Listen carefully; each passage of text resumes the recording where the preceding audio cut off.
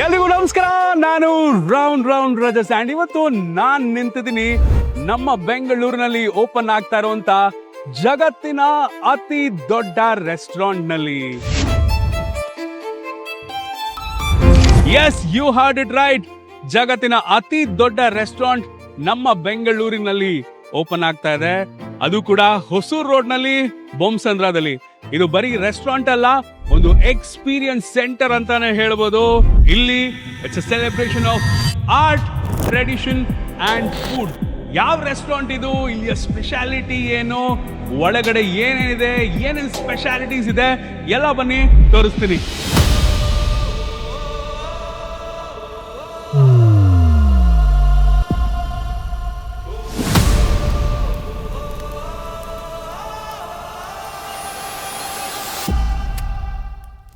ಇದು the Rameshwaram cafe. S, ನಮ್ಮ ಬೆಂಗಳೂರಿನ ಹೆಮ್ಮೆಯ brand the Rameshwaram cafe.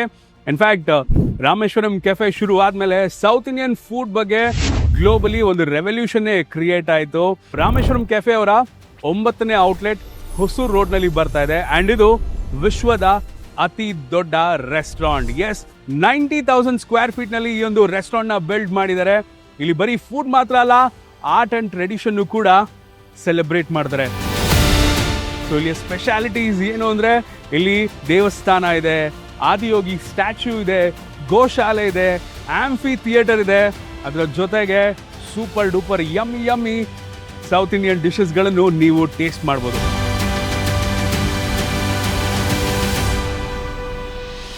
In fact ಈ ಒಂದು ರೆಸ್ಟೋರೆಂಟ್ನ 3 ಮಂಡಲ ಅಂತ ಡಿವೈಡ್ ಮಾಡಿದ್ದಾರೆ. ಈಗ ನಾವಿರೋದು ಮೊದಲನೇ ಮಂಡಲದಲ್ಲಿ, ಅಂದರೆ ಹೊರಗಡೆ. ಸೊ ಒಳಗಡೆ ಎಂಟರ್ ಆಗಿದ ತಕ್ಷಣ ನಮಗೆ ಒಂದು ದೊಡ್ಡ ಫ್ಲಾಗ್ ಪೋಸ್ಟ್ ಕಾಣುತ್ತೆ. ನಮ್ಮ ಭಾರತದ ಬಾವುಟ ಸಕ್ಕದಾಗಿ ಅಲ್ಲಿ ಹಾರಾಡುತ್ತೆ. ಅದು ನೋಡಿದ್ರೇ ಒಂದು ಖುಷಿ. ಬಿಕಾಸ್ ರಾಮೇಶ್ವರಂ ಕೆಫೆ ಸ್ಪೆಷಾಲಿಟಿ ಏನು ಅಂದರೆ, ಬೆಳಗ್ಗೆ ಎಲ್ಲ ಎಂಪ್ಲಾಯೀಸ್ ಹೊರಗಡೆ ನಿಂತು ನ್ಯಾಷನಲ್ ಆ್ಯಂಥಮ್ ಹಾಡಿದ ಮೇಲೇ ಒಳಗಡೆ ಹೋಗಿ ಆಪರೇಷನ್ಸನ್ನು ಸ್ಟಾರ್ಟ್ ಮಾಡ್ತಾರೆ. ಸೊ ಅದರ ಪ್ರತೀಕವಾಗಿ ಇಲ್ಲಿ ಒಂದು ನ್ಯಾಷನಲ್ ಫ್ಲಾಗ್ನು ಕೂಡ ನಾವು ನೋಡ್ಬೋದು. ಅದರ ಜೊತೆಗೆ ಆದಿಯೋಗಿ ಇದೆ, ಈಶಾ ಫೌಂಡೇಶನ್ ನಿಂದಾನೇ ಬಂದಿರುವಂತ ಆದಿಯೋಗಿ ಇದು. ಜೊತೆಗೆ ಒಂದು ವಾಟರ್ ಬಾಡಿ, ಎದುರುಗಡೆ ನಂದಿ ಕೂಡ ಇದೆ. ಇನ್ಫ್ಯಾಕ್ಟ್ ನನ್ನ ಹಿಂದ್ಗಡೆ ಲಿಂಗ ಭೈರವಿ ಟೆಂಪಲ್ ಕೂಡ ಇದೆ. ಇದು ಕೂಡ ಈಶಾ ಫೌಂಡೇಶನ್ ಇಂದಾನೇ ಬಂದಿರೋದು. ಸೊ ಒಳಗಡೆ ಹೋಗಿ ದೇವಿಗೊಂದು ಕೈ ಮುಗಿದು ಆಮೇಲೆ ರೆಸ್ಟೋರೆಂಟ್ ಒಳಗಡೆ ಹೋಗೋಣ.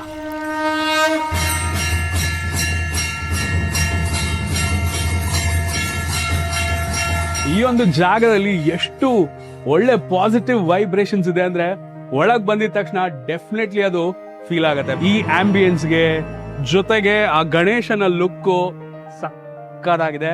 ಅಂದ್ರೆ ಈ ಕಂಪ್ಲೀಟ್ ಒಂದು ಅಟ್ಮಾಸ್ಫಿಯರ್ ಏನಿದೆಲ್ಲ ಅದಕ್ಕೆ ಪಕ್ಕಾ ಮ್ಯಾಚ್ ಆಗುತ್ತೆ. ನೋಡೋಕ್ಕೂ ಗಣೇಶ ಸಿಕ್ಕಾಪಟ್ಟೆ ಕ್ಯೂಟು.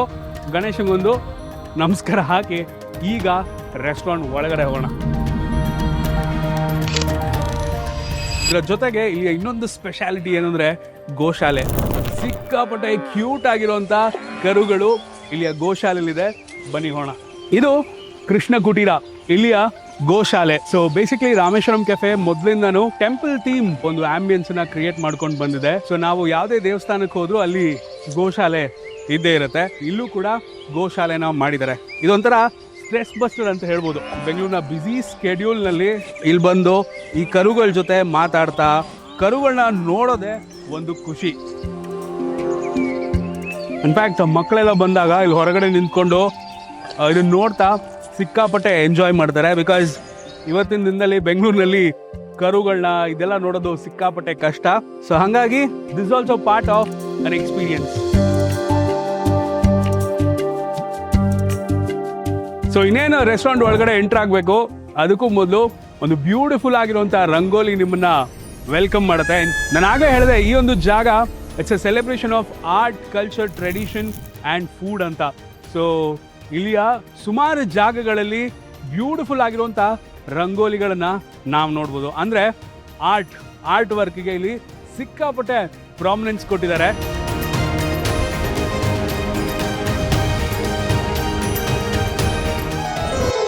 ಒಳಗಡೆ ಎಂಟರ್ ಆಗ್ತಿದ್ದಂಗೆ ಈ 2 ಆನೆಗಳು ನಮ್ಮನ್ನ ವೆಲ್ಕಮ್ ಮಾಡುತ್ತೆ. ವಿತ್ ದಿಸ್ ಒನ್ ಮಂಡಲ 1 ಇಲ್ಲಿ ಕಂಪ್ಲೀಟ್ ಆಗ್ತದೆ. ಮಂಡಲ 2 ಸ್ಪೆಷಾಲಿಟಿ ಏನು ಬನ್ನಿ ತೋರಿಸ್ತೀನಿ.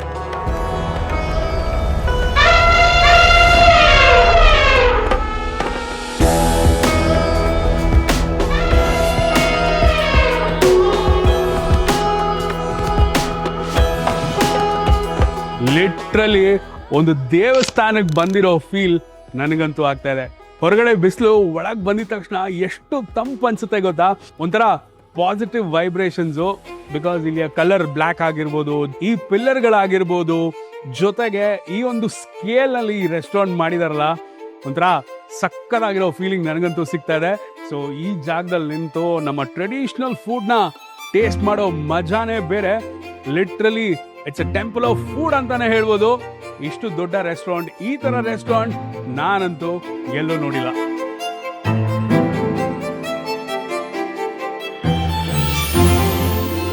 ಸೊ ಒಳಗಡೆ ಬರ್ತಿದ್ದಂಗೆ ನಾವು ಇಲ್ಲಿಯ ಲೈವ್ ಕೌಂಟರ್ಗಳನ್ನ ನೋಡ್ಬೋದು. ಬೇಸಿಕ್ಲಿ ಇದನ್ನ ಐಲ್ಯಾಂಡ್ ಕಿಚನ್ ಅಂತ ಕರೀತಾರೆ. ಅಂದ್ರೆ 4 ದಿಕ್ಕುಗಳಲ್ಲಿ ನೀವು ಇಲ್ಲಿ ತಿಂಡಿಗಳನ್ನ ತಗೋಬಹುದು. ಇಲ್ಲಿಯ ಇನ್ನೊಂದು ಹೈಲೈಟ್ ಏನು ಅಂದ್ರೆ, ಮೇಲ್ಗಡೆ ನಾವು ವಿಷ್ಣುವಿನ ದಶಾವತಾರ ನೋಡ್ಬೋದು. ದಶಾವತಾರ ತುಂಬಾ ಕಮ್ಮಿ ಜಾಗಗಳಲ್ಲಿ ಸಿಗುತ್ತೆ. ಸೊ ಇಲ್ಲಿ ಮಕ್ಕಳು ಬಂದಾಗ ಅವರನ್ನ ಎಜುಕೇಟ್ ಮಾಡೋದಕ್ಕೆ, ವಿಷ್ಣುವಿನ ದಶಾವತಾರ ಅವ್ರನ್ನ ತಿಳಿಸೋದಕ್ಕೆ ಇಲ್ಲಿ ಅದನ್ನ ರೀಕ್ರಿಯೇಟ್ ಮಾಡಿದ್ದಾರೆ.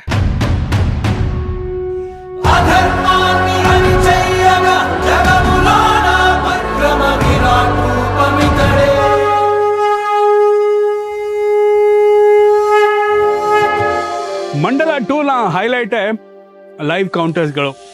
ಸೊ ಒಂದ್ ಕಡೆ ದೋಸೆ ರೆಡಿ ಆಗ್ತಾ ಇರುತ್ತೆ, ಇನ್ನೊಂದ್ ಕಡೆ ಇಡ್ಲಿ ರೆಡಿ ಆಗ್ತಾ ಇರುತ್ತೆ, ಆ ಕಡೆ ರೈಸ್ ಐಟಮ್ಸು, ಆ ಕಡೆ ಪೂರಿ. ಇದೇ ರೀತಿ 4 ದಿಕ್ಕುಗಳಲ್ಲಿ ಕೂಡ ಇಲ್ಲಿ ಕೌಂಟರ್ಗಳನ್ನ ಡಿಸೈನ್ ಮಾಡಿದ್ರೆ, ನೀವು ಆರ್ಡರ್ ಮಾಡಿರುವಂತ ತಿಂಡಿ ಯಾವ ರೀತಿ ಪ್ರಿಪೇರ್ ಆಗುತ್ತೆ ಅನ್ನೋದನ್ನ ಲೈವ್ ಆಗಿ ನೋಡ್ಬೋದು. ಅಷ್ಟು ದೊಡ್ಡದಾಗಿದೆ ಲೈವ್ ಕೌಂಟರ್. ಅಂಡ್ ಎಲ್ಲಾನು ಕೂಡ ನಮ್ಮ ಕಣ್ಣಿಗೆ ಕಾಣಿಸೋ ತರಾನೇ ಪ್ರಿಪೇರ್ ಮಾಡ್ತಾರೆ.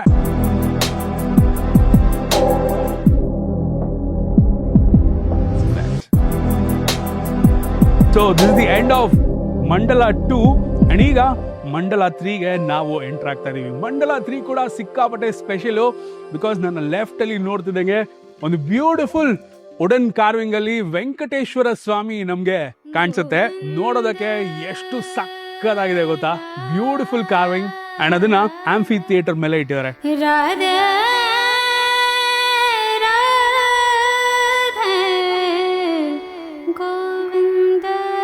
ಸೊ ಇಲ್ಲಿಂದ ಇಲ್ಲಿ ತನಕ ಇದು ಆಂಫಿ ಥಿಯೇಟರ್. ಸೊ ನಾನು ಆಗ್ಲೇ ಹೇಳ್ದಂಗೆ ಇಲ್ಲಿ ಆರ್ಟ್ ನ ಸೆಲೆಬ್ರೇಟ್ ಮಾಡ್ತಾರೆ ಅಂತ. ಸೊ ಈ ಒಂದು ಸ್ಟೇಜ್ ಮೇಲೆ ಎನಿ ಫಾರ್ಮ್ ಆಫ್ ಆರ್ಟ್ ಆಗಿರ್ಬೋದು, ಮ್ಯೂಸಿಕಲ್ ಪರ್ಫಾರ್ಮೆನ್ಸ್ ಆಗಿರ್ಬೋದು, ಅದಕ್ಕೋಸ್ಕರ ಅಂತಾನೆ ಡೆಡಿಕೇಟ್ ಆಗಿರೋ ಸ್ಪೇಸ್ ಇದು. ಇಲ್ಲಿ ಪ್ರತಿದಿನ ಏನಾದ್ರೂ ಒಂದು ಪರ್ಫಾರ್ಮೆನ್ಸ್ ನಡೀತಾನೆ ಇರುತ್ತೆ. ಸೊ ಅದಕ್ಕೋಸ್ಕರ ಈ ಒಂದು ಜಾಗನ ಸ್ಪೆಷಲ್ ಆಗಿ ಡಿಸೈನ್ ಮಾಡಿದ್ದಾರೆ.